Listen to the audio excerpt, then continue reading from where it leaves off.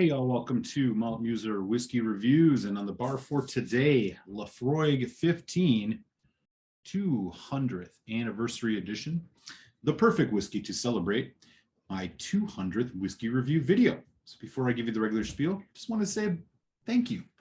You all have made my whiskey journey really exciting, and I'm looking forward to keeping this whole thing going and continuing to chat and learn about whiskey with all of you. So nose taste finish review of this whiskey is coming your way.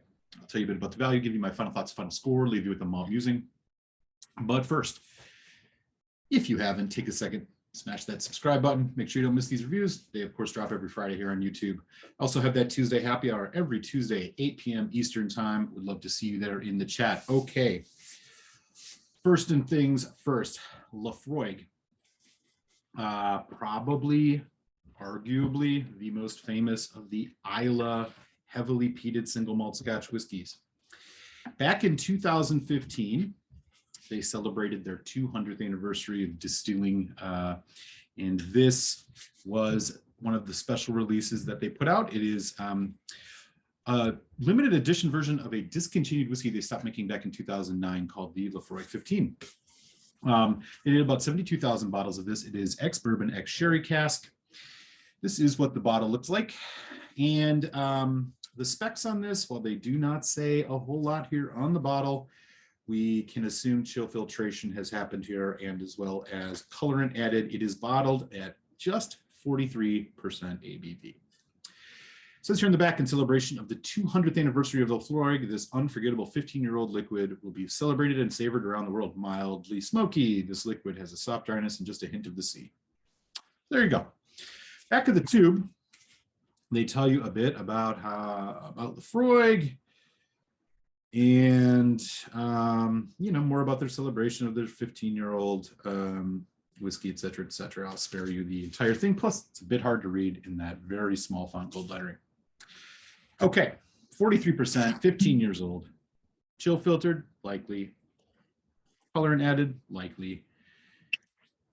Ex-bourbon, ex-sherry cask. So that's the tail of the tape.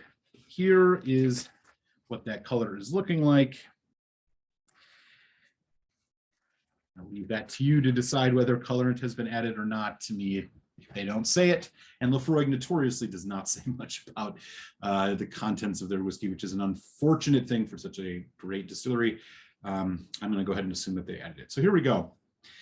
On the nose.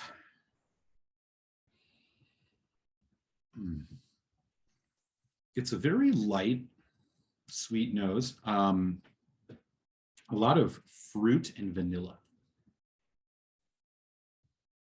The vanilla is almost bordering on kind of like a light, buttery toffee note. Quite nice. It rounds it out. It's a very nice rounded nose.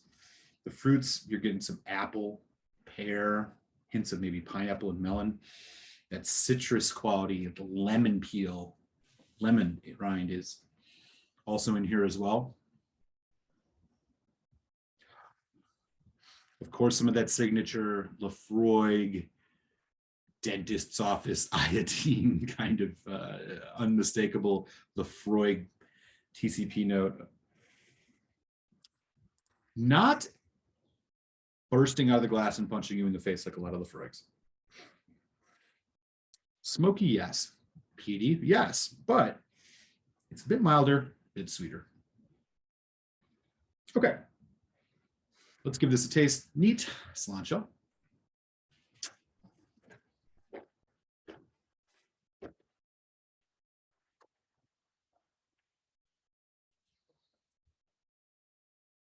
Quite nice. One more neat, and then we will talk notes here.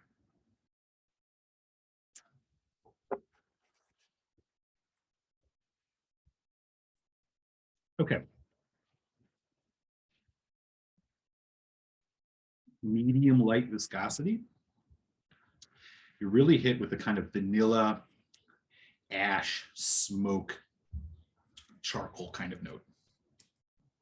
When it first hits the palate, hints of like graham crackers even too, as weird as that sounds. Then you get a hit of peat. Again, this is not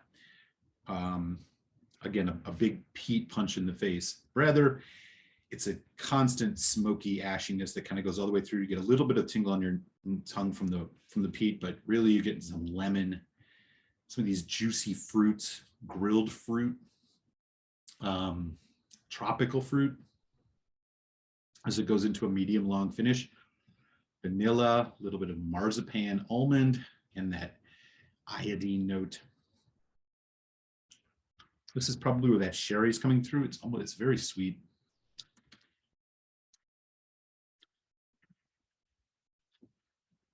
I need some hints of like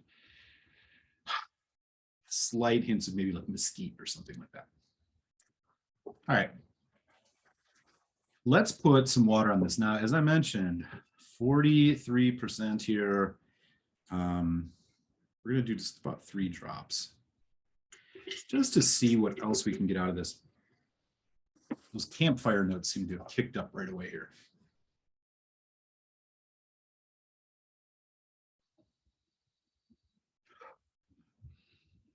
Oakier, ashier, smokier. A lot of smoke on this. Lemon, lime, apple. So really, again, we're looking at smoky and sweet for the most part on this whiskey. It is not kicking up really any stronger than it did neat. Not that we would expect that. The sherry, maybe you're getting a little bit more. Again, we don't know how much the bourbon sherry ratio is in this. By the amount of vanilla here, I'm guessing that this is predominantly bourbon cask, which would be very consistent with most Laphroaigs. Okay, here we go.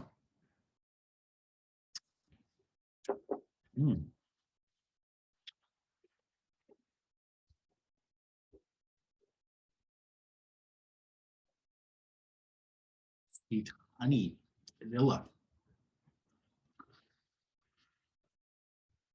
Very measured, even keel journey through this whiskey. Pretty similar.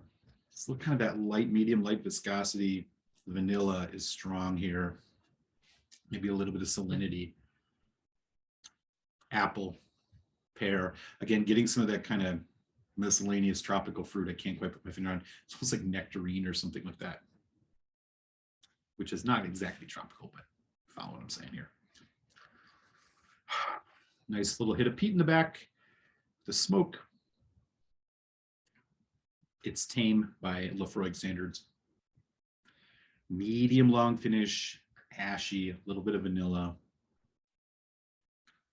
Need some hints of clove, nutmeg spice. So get a little spice here with water. Okay, let's talk value. So when this was released way back in 2015, back in the days when whiskey was not always breaking your bank, this was around an $80 bottle. Nowadays, much more of a collector's item. You may see one sitting on a shelf here and there. I would buy it at $100 easily. But when you get into actively seeking this out, you're talking secondary market prices. You could see this probably up towards $200. And if you look at auction sites, probably even more. So I gotta, with all of that considered, as a drinker of a whiskey, I would say this has got a medium low value.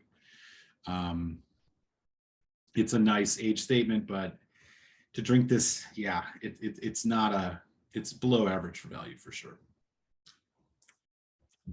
Just because of that price. Okay. And there's like a peach thing going on too. I think I said nectarine earlier. More peach. Okay, here we go. Final thoughts. Laphroaig 15 200th anniversary edition. Okay, so look, all in all, I really like this whiskey. The extra 5 years of age as compared to most of the other age stated Laphroaigs, you find your 10 and your 10 casting, it is noticeable. It's a bit more subtle. It's a bit more complex. It's a bit more sophisticated. It does bring a nice mouthfeel despite being a little bit light. And this is where I think, despite the good flavor in relatively like easy drinking by Laphroaig standards, I think this whiskey's missing a bit on the palate. It's just too thin for what you're getting here at a 15-year-old. If this was bottled at 46%, I think this would be an absolutely stellar whiskey. But for now, it's a good whiskey. It's a whiskey that you probably shouldn't go run out and buy and spend too much money on, thinking that you're getting an incredibly provincially 15-year-old Laphroaig experience. I think, comparable whiskey here would be the Laphroaig Lore, which is right around $100 these days. But all in all, it's a nice whiskey. Hopefully they'll do another release of this sometime, and hopefully they'll bump up that ABV. But for now, with all of that considered, I still really enjoyed this. And I think if we taking that cost into consideration, I'm going to give this a solid 3.5 out of 5. And I think if it was more widely available now, that would be great. If it was just a bit higher ABV, I think this would be a stellar 4 out of 5 for sure. But as it stands now, its wings are a little clipped. We're going to go 3.5 out of 5 here on the Laphroaig 15-200 Laphroaig Anniversary Edition. All right, y'all. Let me know in the chat, have you had this one before? I know this one has caused a little bit of controversy, so I'd love to hear what folks have to say if you've had your hands on this. I'm going to enjoy the rest of this wee dram and send you to your malt musing. I'll catch you next time here on Malt Muser Whiskey Reviews. Salon, y'all.